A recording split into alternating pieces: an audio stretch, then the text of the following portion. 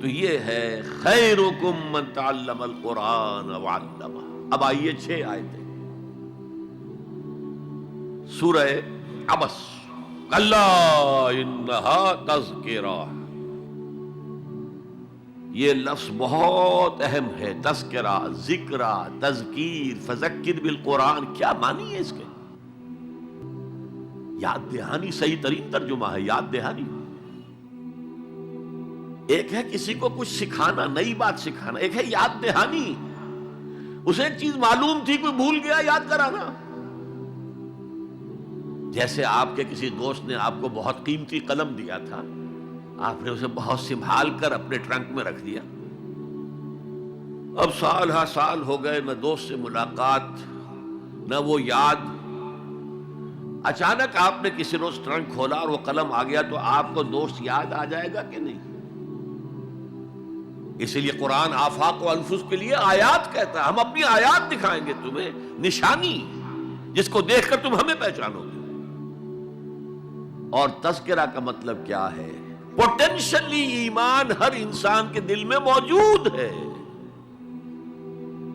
یہ جو روح جو ہمارے قلب کی مسکن نکید ہے، اس میں اللہ کی معرفت بھی ہے، اللہ کی محبت بھی ہے۔ البتہ ذہول کے پردے پڑ گئے ہیں، بھول اور نسیان طاری ہو گیا ہے، ہم دنیا ہی کے اندر گم ہو کر رہ گئے ہیں، ہماری ساری دلچسپیاں دنیا سے ہیں، لہذا ہماری توجہ ہی نہیں ہے۔ ورنہ ہر انسان کے دل میں یہ جو یہاں ہندوستان میں کہتے ہیں آتما اور پرماتما، آتما اور پرماتما کا تو تعلق بہت گہرا ہے، ابتدا میں بنا دی گئی تھی ارواح، جب ہم سب کے سب تمام انسان آدم سے لے کر اور تا قیامت جو انسان آئے گا دنیا میں، ان سب کی ارواح پیدا کر دی گئی، اور پوچھا گیا الستو بربکم قالوا بلی، یاد ہے؟ لہذا یہ تذکرہ ہے، یہ یاد دہانی ہے، تمہارے اندر موجود ہے، اللہ کی معرفت بھی موجود ہے، اللہ کی محبت بھی موجود ہے، لیکن کلا بل ران علی قلوبہم ما کانوا یعملون، ان کے دلوں پر زنگ آ گیا ہے اب ان کے اعمال کی وجہ سے،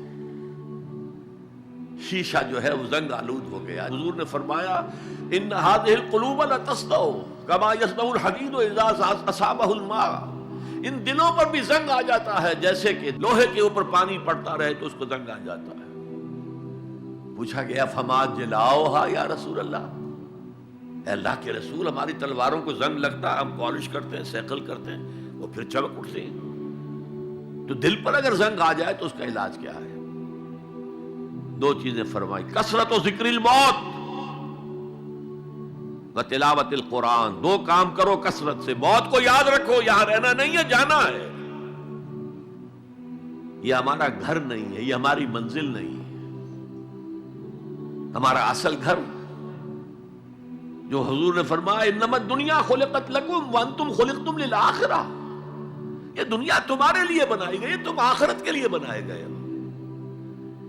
اسی لیے حضور نے فرمایا کن فی الدنیا کانک غریب وعابر السبیل، دنیا میں ایسے رہو جیسے راہ چلتے مسافر ہو یا اجنبی ہو۔ اپنے بارے میں فرمایا مالی ولی دنیا، مجھے تمہاری دنیا سے کیا سروکار، انما مثلی کراکب استظل تحت شجرۃ ثم راح فترکها، میری مثال اس مسافر کی سی ہے جو ذرا سستانے کے لیے کسی درخت کے سائے میں بیٹھتا ہے تھوڑی دیر، وہ اس کا گھر تو نہیں ہے، اس کی منزل نہیں ہے، پھر وہ اس کو چھوڑتا ہے، اپنا راستہ لیتا ہے۔ یہ اگر ہمارا تصور قائم ہو جائے، کلا انہا تذکرہ، اب اس کے بعد جو الفاظ آئے فی صحف مکرمۃ مرفوعۃ مطہرۃ بایدی سفرۃ کرام بررہ، یہ جو قرآن ہے، جو تذکرہ ہے، یہ بڑے ہی انتہائی پاکیزہ صحیفوں میں ہے، فی صحف مکرمۃ، بڑے باعزت، مرفوعۃ مطہرۃ، مرفوع بلند اور انتہائی پاک، بایدی سفرۃ، یہ کن کے ہاتھوں میں ہے؟ لکھنے والے وہ فرشتے، بایدی سفرۃ، کرام بررہ، جو نہایت باعزت ہے، بہت وفادار ہیں اللہ کے۔ یعنی اصل قرآن کہاں ہے؟ لوح محفوظ میں ہے۔ اصل قرآن کہاں ہے؟ ابھی اگلی جو پڑھیں گے ہم، کتاب مکنون، چھپی ہوئی کتاب کے اندر ہے۔ اصل قرآن کہاں ہے؟ وَإِنَّهَا لَفِي أُمِّ الْكِتَابِ لَدَيْنَا لَعَلِيٌّ عَظِيمٌ، یہ تو اس ام الکتاب میں جو ہمارے پاس ہے، بہت بلند ہے اور بہت عظمت والا